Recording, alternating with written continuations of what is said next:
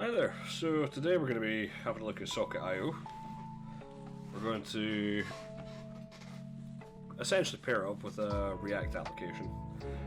Have messages go from the front end to the back end. We're going to connect multiple clients, i.e. different browser tabs, to the back end, and then have messages flow between front end, back end, and then broadcast to the other clients that are connected essentially.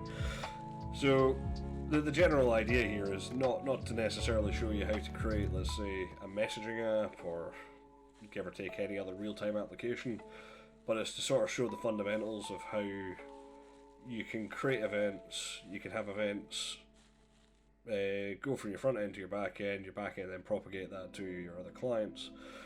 And well, once you sort of understand that, from that point on, it's quite a powerful sort of thing to know, rather than just how to create one specific type of application, i.e. a chat app or, again, a real-time application that uses WebSockets. So yeah, Socket.io, I've used that personally in the past a few times. Again, mostly it turns out within real-time chat applications, personal projects and commercial.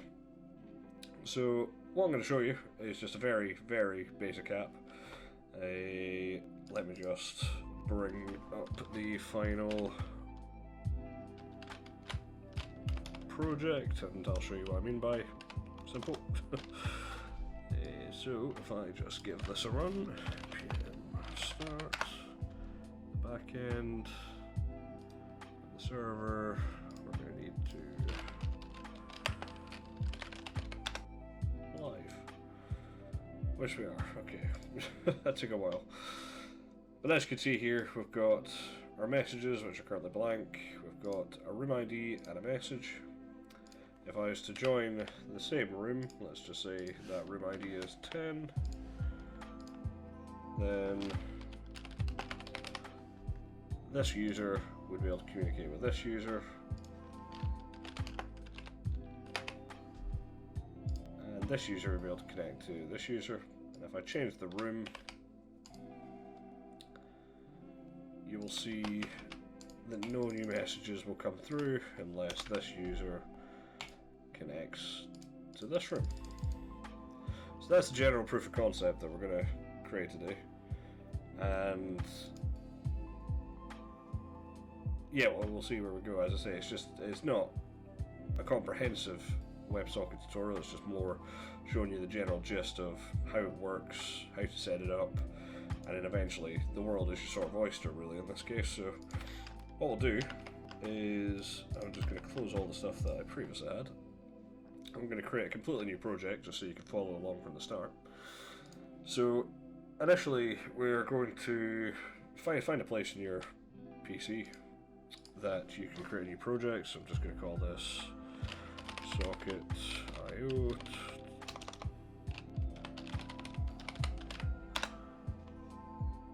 Socket.io tutorial, and I am just going to open that folder up in a new instance of Visual Studio Code. Apologies for the coughing. I've just come back from Canada, and I'm not too sure what I've caught in the process, but there you go. So we're going to need two things here. We're going to need our client and we're going to need our backend server. So let's just create a server folder. And if you just right click in here and click Open Integrated Terminal, and we can just type in here, just seen that we've opened up the server folder. Make sure that you're at the folder that you created with this. So for instance, CD out of there, and we're going to do an npx create react app. We're just going to call that client. I'm just going to let that run, let that create.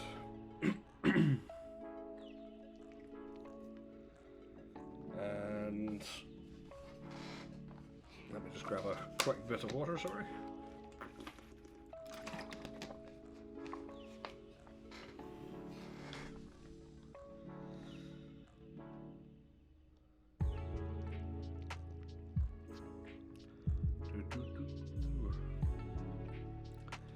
And while this does this, we might as well start setting up the server side. So if we right click on the server folder and open in the integrated terminal, what we're going to need to do is initialize this, so npm init-y, just get all the boilerplate. And what we're going to need package wise for this to work is a few things. We're going to need we're going to need the course package, the .env, express, nodemon, and socket.io. So if we just do an npm install socket.io express cars and nodemon,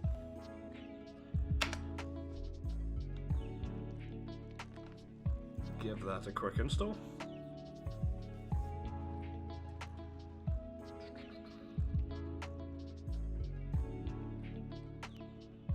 Cool. It's still going, so we'll just continue with the back end. So inside the server folder, you're now going to have a few things. Best thing to do at this point is just to quickly create a git ignore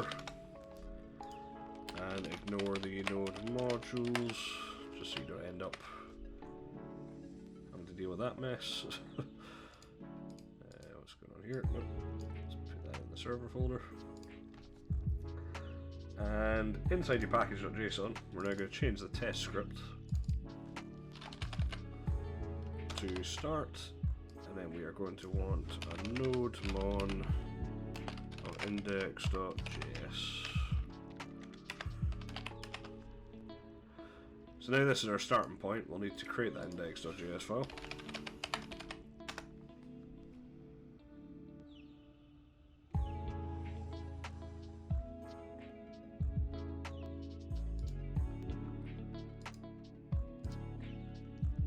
Go. Cool, it's just this being a bit sluggish. I think it's just because it's loading a lot there. And we're ready to sort of start coding the server. So what we need to do is we need to start off by essentially creating an express server the normal way we'd do it, importing our socket.io, and then sort of setting up a few new things with course origins. And if you've ever dealt with JavaScript and you've seen the event listeners, it's very similar to that with the socket.io, where we've got different things we can listen for, i.e. the event types, and also in general just stuff like on connection, on disconnection, and all that sort of stuff. So, well, let's get that going, and you'll see what I mean. Hopefully it'll make some sense once we get into that. So const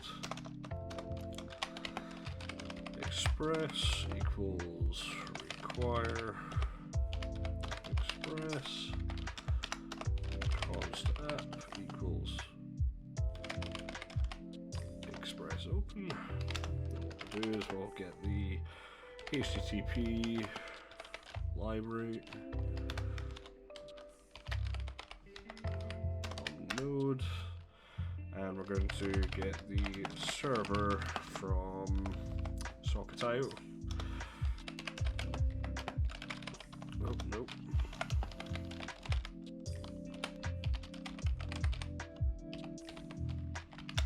And lastly, let's just get cars.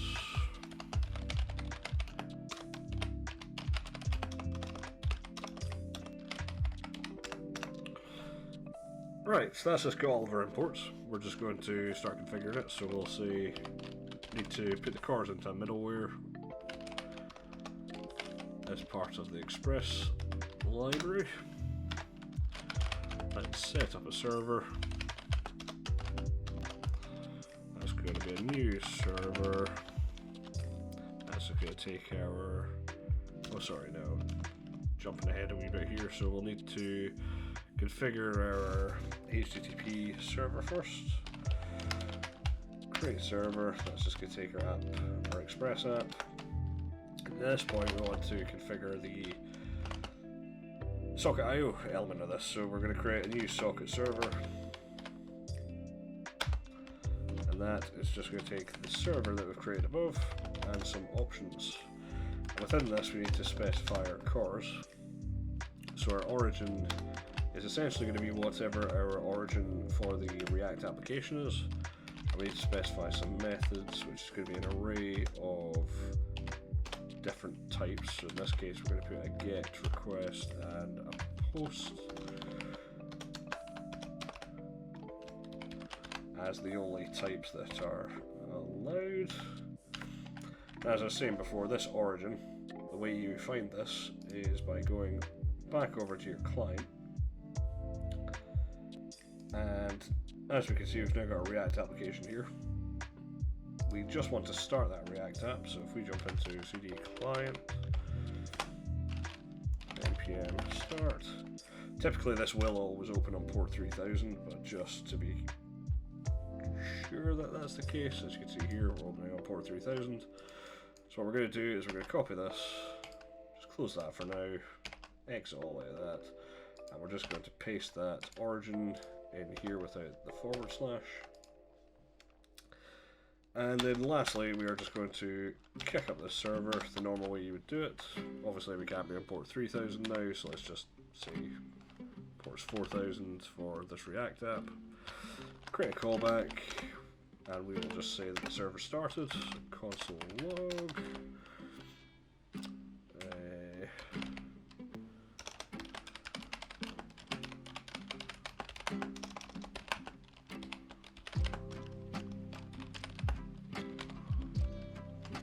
Or 4000. Cool. So just to make sure this works, let's jump back into the server side and just say npm start. Or yarn start, or whatever you fancy. As you can see here, we have got the server started at 4000, so everything seems to be working fine. So, just before we jump into the nitty-gritty of dealing with the events that Socket.io can handle, we're just going to jump over to the React app, get everything set up in a way that we can send the messages, and also just get rid of a whole bunch of boilerplate we don't need. So if we jump over to the client folder, you'll see the source. All we're going to do for now is just delete the app test, index CSS, logo SVG, report vitals, and setup tests. Just get rid of all of that. And within your index.js, you're going to have to remove the vitals, CSS, and within your app.js, you will have to delete essentially everything from here, because we're starting off afresh basically. Get rid of the import, and lastly, in your CSS file, just delete everything below .app. Cool. Just to keep things clean, quite like to just whack all my styles into the style folder. You will need to go back to your app.js and just make sure that import's been corrected. From there, we will need to import a few different libraries to help us talk with Socket.io. So Socket.io, there isn't a native JavaScript way of talking with this technology. So for instance, there is an npm package. If I just jump over to npm, that we can import into our React app, which is just the Socket.io client. If we jump over here, you'll see what that does. There's not much information here. I guess you'll have to look at the documentation, which is over here, but essentially this client will allow us to connect to our backend server and just manage a whole bunch of WebSocket stuff that you just don't want to be interested in, really. That's the beauty of Socket.io, is it abstracts all the fairly complex stuff to a boilerplate, emit message plus data, and then it sort of handles essentially all the rest of it, which is quite nice.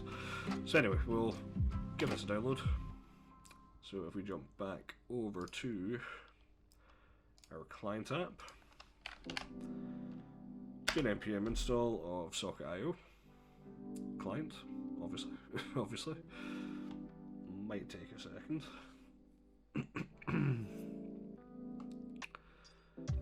Cool. And once we've done that, we are ready to go. So within our source folder, let's just create a new folder. We'll call it socket. And within that, we'll just create an index.js file. What we're going to do with this index.js file is just essentially create an export, a standard export that anywhere in that location can just pull the same instance of the socket connection. So we're going to import our IO from the socket IO client, and we're just going to simply export const socket, and that is going to equal our io.connect, and that's a function which takes in a URL.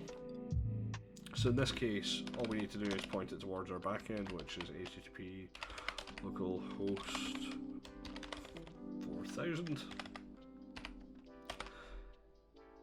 And that's us sort of done there. Yeah, not much to that. You will see how we're going to use that in the actual implementation in a second. But for now, if we jump back over to the app, and we're going to need a few things. So in the example, we showed you a list of messages, a join room, and a message input prompt. So for now, we're not going to look at the room aspect of it. We're going to come back to that and just show you how you might do that.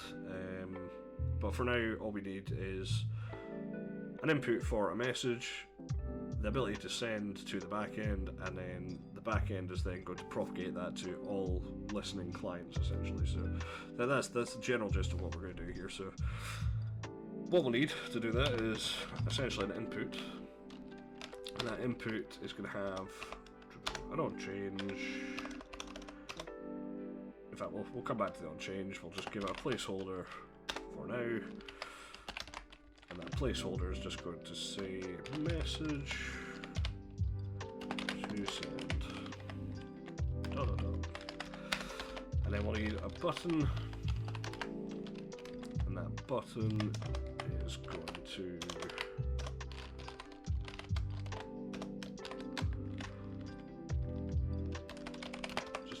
send in it, and lastly we're just going to create a an H1 tag that just says messages,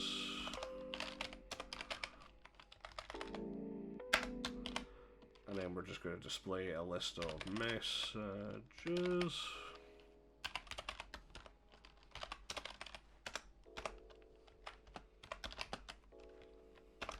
What's going on here?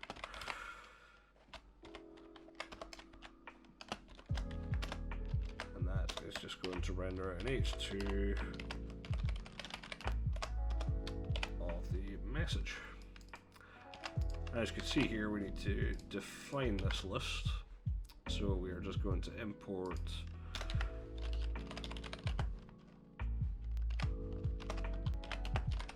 a useState from React.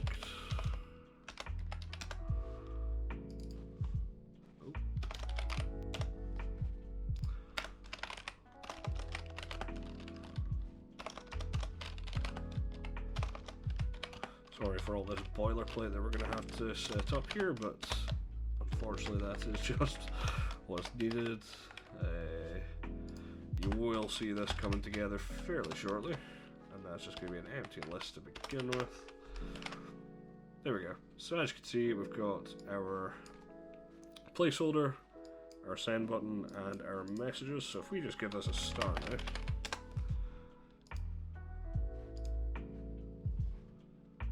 hopefully we will see all three of them, which we do: message to send, send button, and messages. Cool. So now to get to the nitty gritty part, we're going to have to get this message first. So let's just create another useState and call that setMessage. That's just going to equal null to begin with. And we're going to have to create an onClick function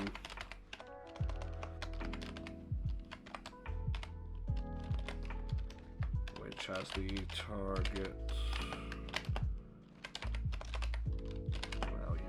composed.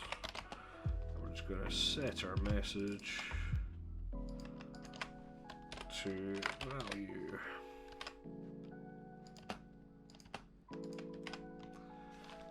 Let's just clean this up and move this onto a few different lines. And we've now got access to a message essentially. So what we can do from here is we need to send this message to the backend in a nutshell. So let's create a function called send message, and that is just going to essentially emit a message. So this is where we're going to import the socket that we created beforehand in the index.js. So just call that socket.emit, and we'll come back to this. As you can see, it's automatically imported from the .socket. And what emit does is it single-handedly allows you to specify a message type or name, and also provide the data within an object that you want to send to the backend with that. So in this case, we're going to pass in a string for the first argument, which is just going to be simply send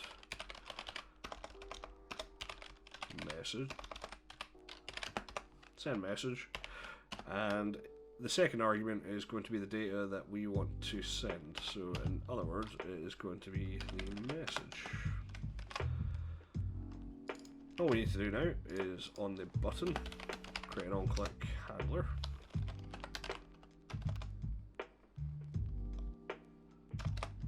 Yep.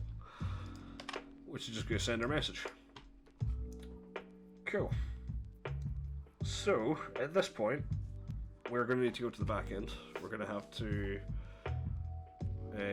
set up the send message function, have that broadcast to all of the other clients that are listening, and then after we've done that, we're going to come back to our client. We're going to listen for a different message, which is obviously the broadcasted message, and have that stored within our set messages, which will then display it on all the different clients. So if we jump back over to our server,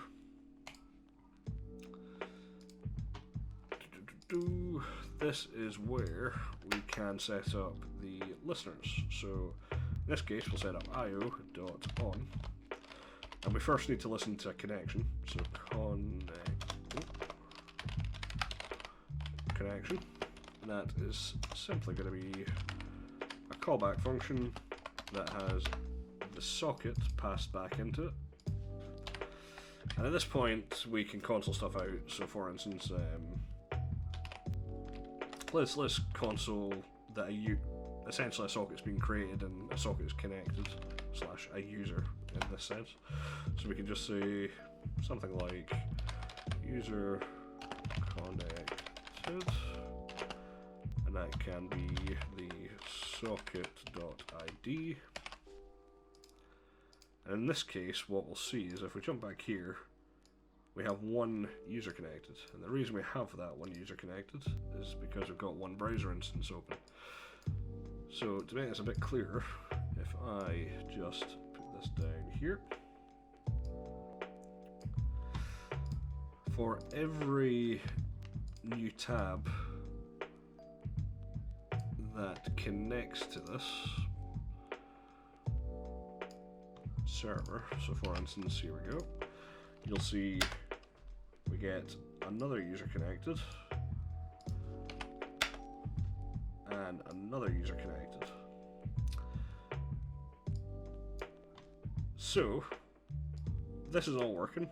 We can clearly see that the clients are connecting to our backend, the WebSockets are being initialized, and from this point now we need to listen to our send message. We need to listen for our send message essentially. So what we're going to do here is we're going to say socket.on, and we're just going to type in send message. That's just going to be a callback function, and what's going to be passed into this callback function is the data that you are sending within, let me just close some stuff, your app.js. So So the data is essentially going to be this object here. So just to show you that, data, we'll create another console.log, but we will just console log the data. So if we quickly jump back here and send hi Chris. Interesting, why did we get no data?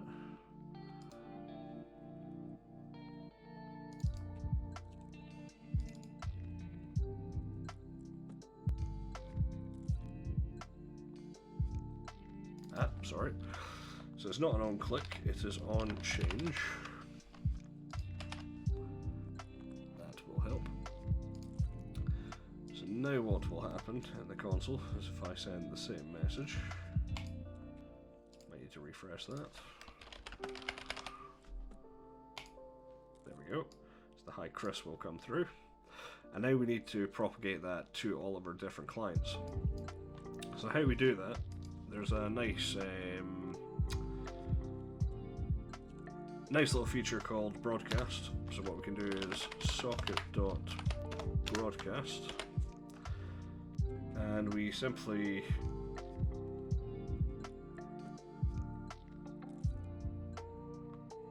sorry, there we go, just had to think there. So broadcast, what that does is it will send, it's not a function, but what it'll do is it'll send an event to everyone but the sender. So it'll forget about the person who sent it and it'll just send it to everyone else. So what we can do here is we can do socket.broadcast.emit, and we're going to emit a new message which is going to be essentially the receive message. So in this case we're going to pass that out, and we're simply going to reply with the data that the first client sent. Have that restart, have all the clients connect. Just going to get rid of that console log. And what this is doing is essentially we click the button, we're going to send this data, this socket listener is going to get called, it's then going to broadcast this to everyone but the sender, and it's going to emit a new message to all of them but the sender, the receive message event with the data that the sender has sent. So if we jump back over into the React app, we're just going to now need to listen to that event. So just above the send message, let's just say socket.on, and yeah, we're going to have to listen to the receive message event. So I'm just going to copy that from here, paste that in here, and this simply takes a callback function, which again just receives its data, and we just need to set messages to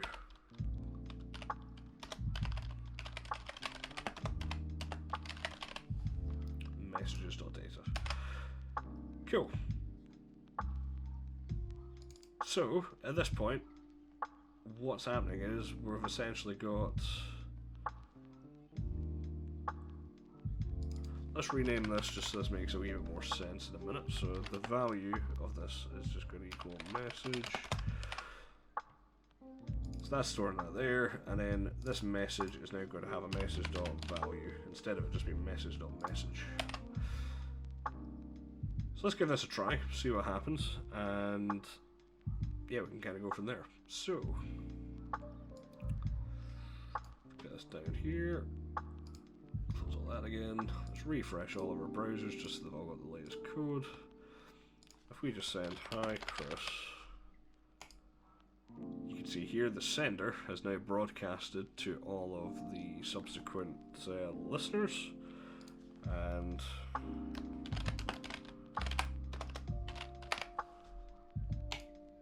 you can see that these listeners now receive it. And if you want all of them just to receive all of the messages at the same time, we can simply do another one of these, but just say socket.emit, I believe. Let's give these all a clean look. this. Okay, so the socket.emit only sends it to the sender. So you will need both an emit and that if you want that sort of functionality to work. But as you can see, let's give this a close, give it a refresh. And that should go to all clients are connected. I think that's the general gist of it, to be honest with you, which is quite nice.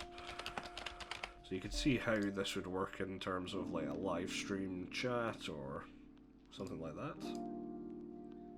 But just to make this a wee bit more extensive, there's a nice functionality for essentially creating rooms, which you can connect to. You can create. You could have, if you had a database in the background, you could have a user create a room. They could specify an ID for that room, so therefore it's private in a sense, or they could create passwords for that room. I'm not going to show you all that, because that's just outside the realms of what we're really talking about here. But I'll show you a nice, neat sort of abstraction that Socket.io has done, where it has created the ability to create rooms fairly straightforward for a user. It doesn't take long to implement at all, so I might as well give you a look at that. So if we jump back over to our client, let's just copy and paste the input in the button just above it, and we'll just change that to join. We'll create a function called join room. We'll change that to set room ID.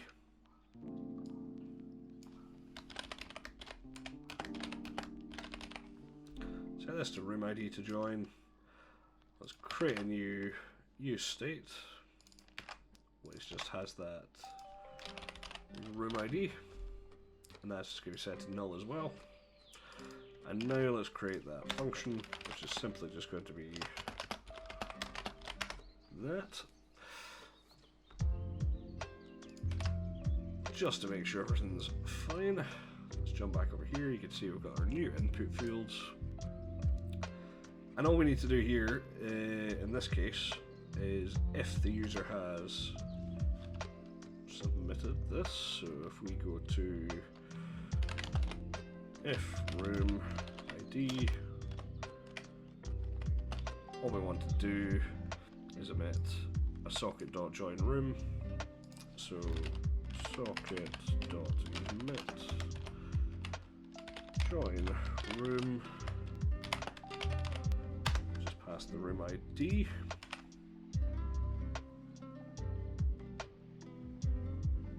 and lastly what we'll need is just to include the room ID within our send message.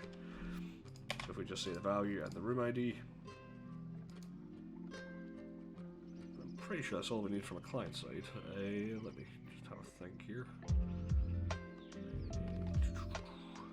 Believe so. So let's jump into our index. And what we need to do now is, instead of broadcasting and emitting to everyone, what we'd quite like to do is only send it to rooms that we are within. So what we can do with Socket.io is do socket.to, and we can pass the data.room ID, both these events.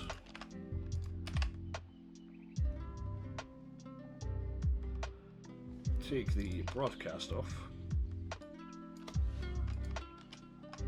Might as well delete the other one. And what we need to do now is also create a join room. So if we do a socket.on, the join room event, that is simply going to have a callback with data, and within that we'll say socket.join.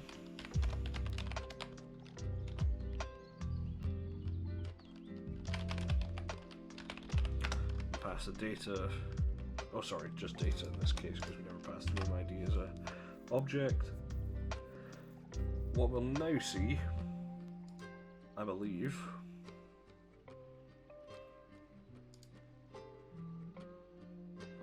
these. Let's have a look. Where is my browser's gone? So if we refresh all these, if I type 1 join, 2 join, 3 join,